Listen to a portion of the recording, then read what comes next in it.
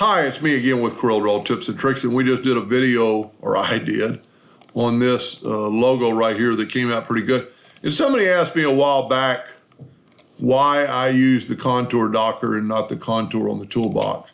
And I'm going to show you, I don't know why I do, it's just how I got accustomed to it. But go to Effects in Contour. The only problem with this, if that's too big, you got to go backwards and then change it.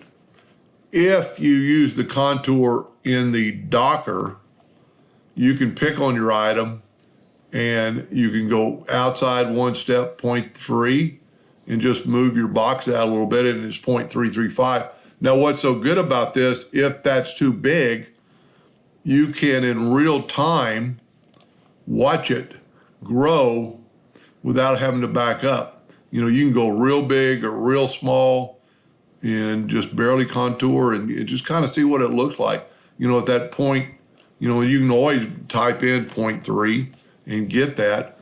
I just have got used to doing it the other way, and this does make a lot of sense sometimes because you could actually see without backing up.